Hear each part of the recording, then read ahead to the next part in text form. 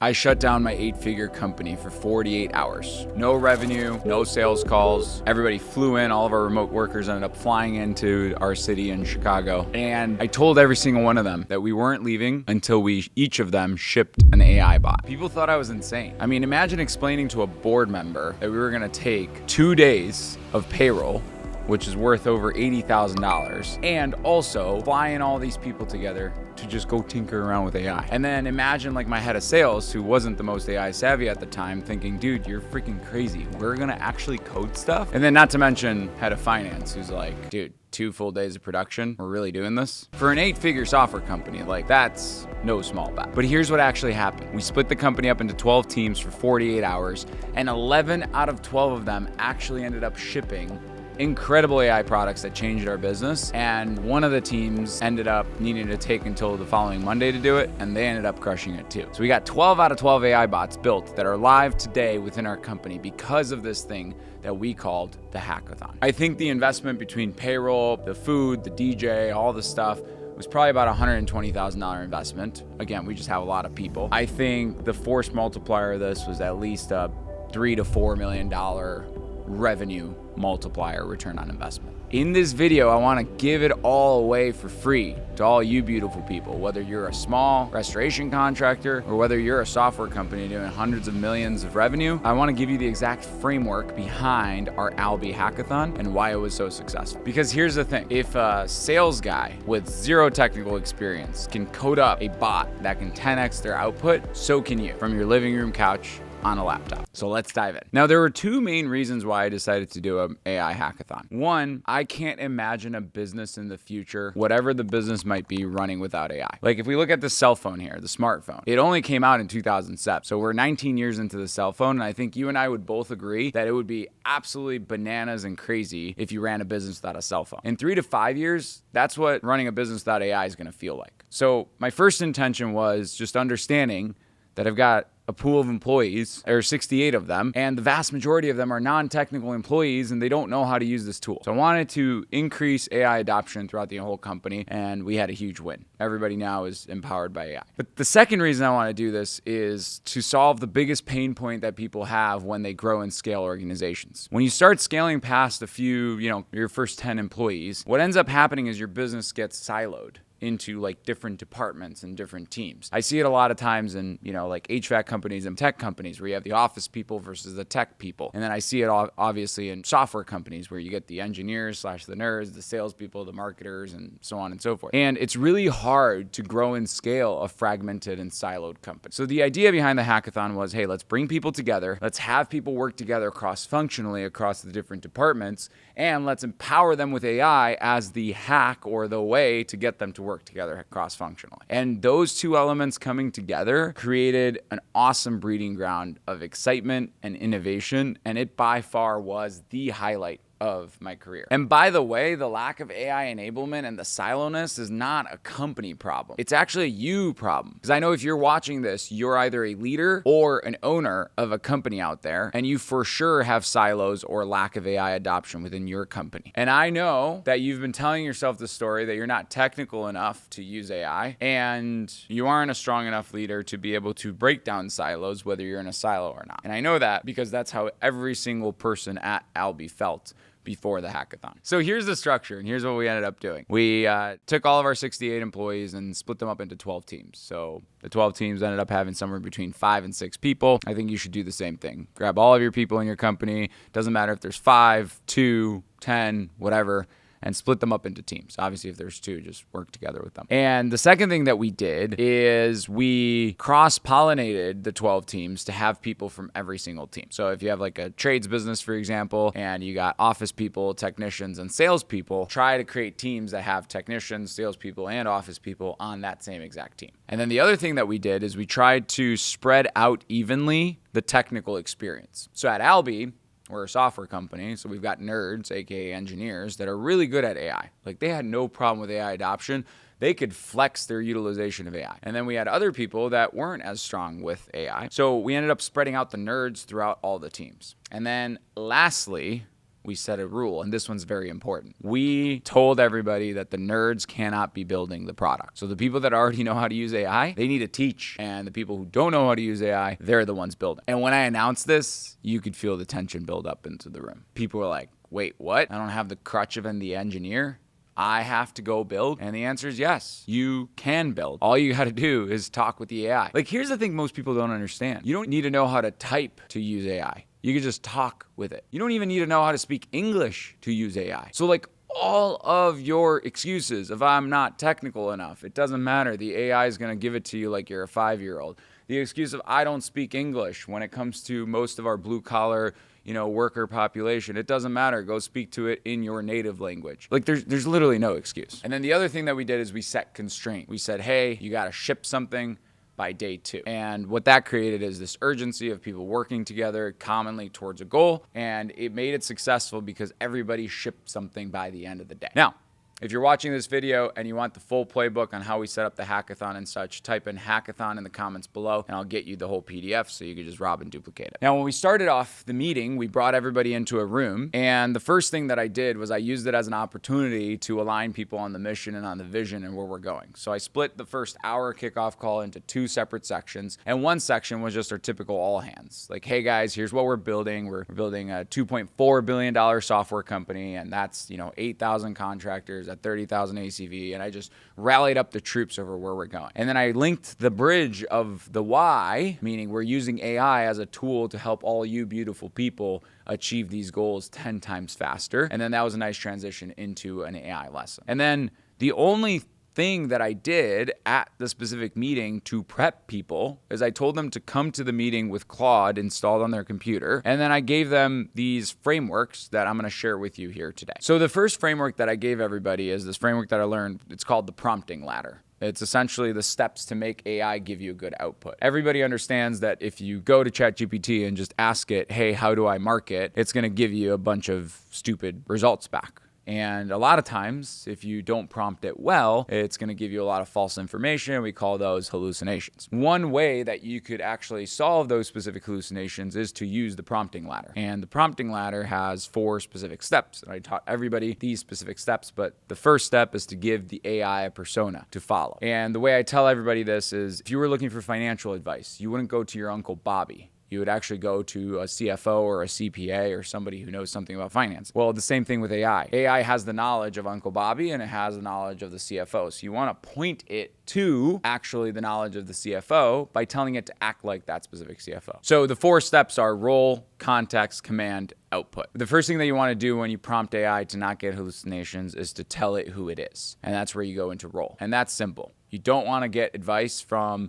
the Uncle Bobby version of AI. You want to get advice from the expert CFO version of AI. So you basically just tell AI, act like a CFO with X amount of experience in Y industry. The second part is context. Even if you went up to me and asked me a question, if I didn't know context and where you're trying to go, I would probably give you a BS answer too. So whenever people ask me questions, I actually go back and ask them for context. Well, the AI works the same way. If you want a really good response from the AI, you have to give it context. So you say, hey, act like a CFO for X type of company. Here's my P&L. Here's what I'm dealing with. Here's where I'm at. Here's where I'm going. Here's the context. The third part is the command. The command is essentially where we're telling it what to do. Give me a financial model. Research these specific things. My favorite command is ask me questions, because then I'm co-creating with the AI. And then the last part is output. Tell it what type of format you want the output to come in. So give me a PDF with the specific output. And if you want the ultimate hack, just have AI create your prompts for you. So whenever you come up with an idea on a big project, you would essentially go and use the prompting ladder, act like an AI expert that knows how to write prompts, context, I'm trying to write a badass prompt that does this, this, this, and this, command, ask me questions on how I could write a badass prompt, output, give me a badass prompt. So we taught everybody that. And if you teach everybody on your team just that alone, you will 10x your AI output. Again, if you don't want to remember this specific framework and you want the actual playbook, DM me below Hackathon. We'll give you the playbook. The entire prompting ladder is included in there. The second framework I taught everybody is this concept of generative AI versus agentic AI. And most people say they use AI. They actually use generative AI, where they ask AI a question and they get an answer back. Think of asking ChatGPT of where you want to go and eat dinner tonight. Agentic AI is truly where you get the gains from from AI, but most people don't use any agentic AI. And the concept of agentic AI is a bot or somebody that does something for you over and over again without you having to prompt it. So instead of you going to ChatGPT and asking it, where do I want to have dinner tonight? Every single night, right before dinner time, it goes and it finds dinner recommendations for you and it sends it to you. So that's essentially what we were building during the hackathon. Is we prompted 12 teams to build 12 different agents. And I gave people just a little bit of context on what an agent is. And the way I like explaining agents is you have this desk, and at the desk you have a human sitting at the desk. That human is a large language model, ChatGPT, Anthropic, so on and so forth. And then you have some key elements that you have to build onto your desk, and that's how an agent works. Element number one is your prompts and your soul files. So it's essentially the prompt of what the agent does and who the user is. So it's essentially what I just explained in the prompting ladder. You can go prompt an AI tool to generate those specific soul files. The second thing that an agent has is memory. So it remembers things as you're doing stuff. The third element of an agent is tools. So tools are a way to get your agent to connect to different things that you even have access to. So if you want to build an agent that looks through your inbox, you have this tool that connects to your email inbox and it could read through everything within there. And then the last part of an agent that makes an agent special is a loop. And that loop is what makes the agent wake up every 24 hours and do the specific task. So an inbox bot, for example, has soul files. Hey, you are an inbox triage bot for Alex Duda. You have to look through every single email and unread it, get rid of the spam, and bring to Alex's attention only the important stuff. Then it's got memory. Every single time you use it, you tell it feedback so it remembers things. And every single time it sees an email, it starts becoming smarter. It's got tools. The tools are it connecting to your inbox and it connecting to your Slack to message you when it has important matters for you. The model itself could be Anthropic, ChatGPT, whatever. And then the loop is you tell it to do it every morning at 5 a.m. If you watch this video and you get the download below of Hackathon, you could basically just teach them these two things and off to the races they go. So the third framework that I taught everybody is a framework that I learned from Elon Musk. And no, I've never actually met Elon, but I've read a lot of his books. And he's got this thing called the algorithm. And he talks about 5 critical steps that everybody should take when they're innovating and building. Step number 1 is make your requirements less dumb. Step number 2 is you try to delete part or the entire process. Step number 3 is you simplify what remains. Step number 4 is you accelerate. Step number 5 is you automate. And here's the reality. If you overcomplicate AI tools and you don't have a proper solution to the problem, and then you deploy AI agents, all that AI is gonna do is it's going to amplify whatever's already there. And if you got a bunch of baloney in your sales process, you're going to amplify what's already there and get even more baloney. So before you automate and before you accelerate, it's very important for you to take a step back and actually think about the problem that you're trying to solve, make the requirements less dumb, simplify it, and streamline it. A really good example is what started happening around the middle of day 1 of the hackathon. People started getting really excited. They started using AI, but they started running into roadblocks. I don't have this piece of data. I don't have that, and so on and so forth. And they were striving for this area of perfection, but they only had 2 days to ship the specific bots. So I reminded them of the algorithm, and it's like, hey, look, sure, maybe you don't have invoice level data and payment data to really know what revenue was. But what if you build your AI bot to focus on lead flow? You have all of your leads because the source of truth is the phone call recording. So a lot of times what we have to do as leaders is to force our people to just actually simplify, make things less dumb, and directionally try to be right and not overcook and overcomplicate the process. Remember, simple scales, complex fails. So here's what exactly happened. We kicked everybody off after the first hour of the kickoff. Everybody was hyped, broken down into teams. They felt unstoppable because once you learn the prompting ladder and you learn the Agentic AI flow, you feel unstoppable. And then they started connecting to HubSpot, to Gong, to everything. And they started running into a bunch of problems. By middle of day 1, we started getting this eerie feeling of people were stuck, right? I can't get Gong data because Gong won't give me the data. HubSpot has things in a specific way. All kinds of problems started surfacing. And all we did as leaders was we went back to the frameworks and we just empowered people and we believed in people that they could ship something by day 2. And everybody, mark my words, everybody figured it out in some way, shape, or form. Some people had to make their requirements less dumb and say, look, if we can't get Gong data, can we get data from somewhere else? Other people had to refine their prompting ladders and go back to and double down on the prompting ladder to make their prompts a lot better. But the cool part is that by the early day 2, momentum built. Like people were buzzing, people started figuring out, they got over this plateau of discomfort, they were starting to vibe. And at the end of day 2, we did a demo day where everybody showed their products and we ended up voting on them. And I didn't really expect 12 bots to be built and production ready and shippable. Like I thought if we had 1 or 2, we'd be lucky. We had 11 mind-blowing solutions that were built by our team members. And we're talking about like huge lift stuff. Like one team built a bot that you could talk to with all of our call recordings of every single customer. We literally had 60,000 customer conversations. And you just sit there and talk with that bot back and forth. And you say, hey, I got a customer who's got this pain point. Do you know anybody else who solved it? And answers instantly. Like think about the value that could bring to your business. Like if you run a software company, all the call recordings of all of your